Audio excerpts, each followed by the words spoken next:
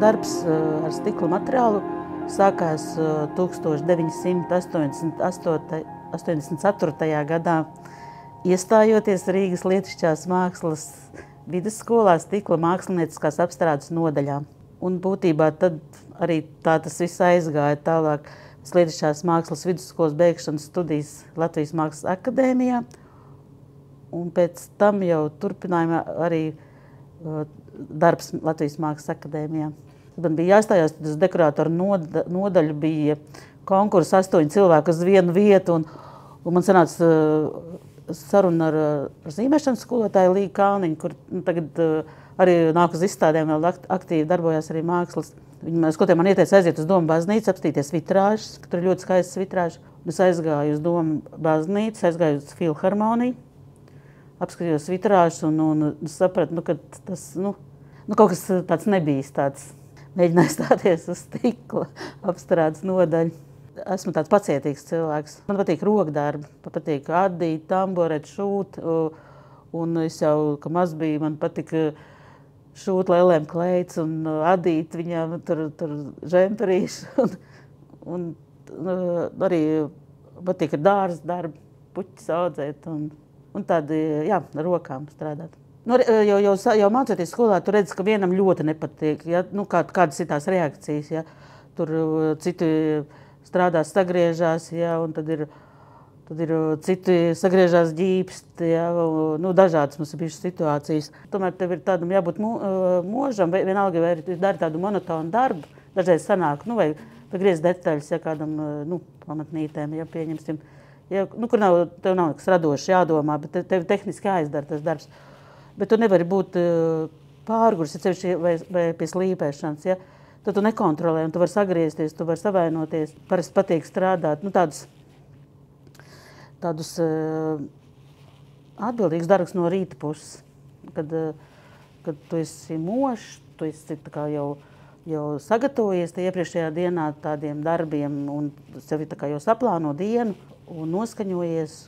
Protams, ka jaunībā varēja strādāt 12 stundas no vietas, ja, ceļš, ka bija kādi lielie pasūtījumi vai kādi restaurācijas darbi. Karstais stikls ir tā jau ieejot darbnīcā, tev ir tā, ka tev jau asins vārās. Tu jau tā krāsnes rūc, un tas ir tik emocionāls tāds, jo, protams, strādājot ar vitrāžu vai ar apgleznošanu, mēs ieliekam krāsnī un uzliekam temperatūru un tad atveram tikai istabas temperatūrā vaļā krāsni. Un ko tā temperatūra tur izdarīs, tad mēs redzam.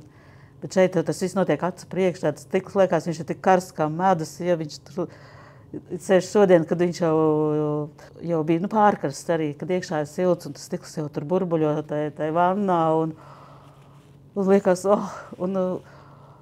un tas saši tik virpini, tas liekas tev tik viegli, ja, ka tas tā, ja, bet īstenībā tas viss tur ir, tagad tā pēdējā forma bija, man liekas, ar stienu kopā. Stienas jau ir uz 3 kg, kad 7 kg, ka viņam sanāk iecelt, izcelt, uzsildīt. Un viņš to tik raiti, tā virtuos dara, kā ļoti tāds, emocionāls, jā, emocionāls skaists pūstais stikls. Šī ideja jau man bija, tā kā jau radās pirms 2 gadiem. Tajā laikā es vēl strādāju Rīgas Lietišķās mākslas vidusskolā, un mēs taisījām diplomu darbu. Un Elīnai Ozoliņai, audzēknei manai, un viņai bija ideja tāda noskaņa lampa, kur bija tāda kā zemeslode attēlot, tā kā kontinenti, tā kā mākoņi, tāda abstrakta kompozīcija, bet kur arī bija tāds grafisks raksts, un es domāju, tas jāpūš, ja? Kā mēs dabūsim tādu sfērisku formu, jāpūš, bet kā dabūt tādas konkrētas, diezgan konkrētas tādas grafikas zīmējumus. Un es domāju, atcerējos, ir šī grāla tehnika.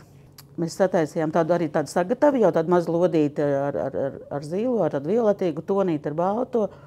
Un tad Elīna viņa izgravēja tās savas grafikas, visu apstrādāja šo bumbiņu, un tad brauca otrais, sildīja un pūta īstajā izmērā pēc tās gaismas objekta jau furnitūras izmēros, un ļoti skaisti viņa sanāca, ļoti. tas man tā arī iedrošināja. Es arī gribu pamēģināt šo tehniku. Un tad nākošais, kad es atbalstu, man Sašs uztaisīja, tad man bija tāds, man viņš tā kā vēl nav beidzies, man bija tāds visu laiku tāds melnbaltais, tā kā tajā skulpturālajā melnbaltais tāds cikls. Un es uztaisīju šīs melnbaltās sagatavas. Un nebija tā dzinuļa, it kā gribās viss, ja, bet tad tas un nekad jau tā, tu atliec un viņi stāv, un es uz viņām skatos, kad, ja. Un tagad, jā, tad sāku taisīt jau ziemā vienu darbu ar zeltu, un arī jau, pirmā no sākuma es testēju vispār uz stikliem, man vajadzēs plakanu stikla zeltu, un es atcerējos, kā es mūžīgi tām limonādes glāzēm, kuras ir tautu tērpiem, tā zelta maliņa, un es vienmēr pētīju, un es domāju, kā var tik perfekti tādu tievu, tādu zelta strīpiņu, un kā var viņu dabūt gatavi.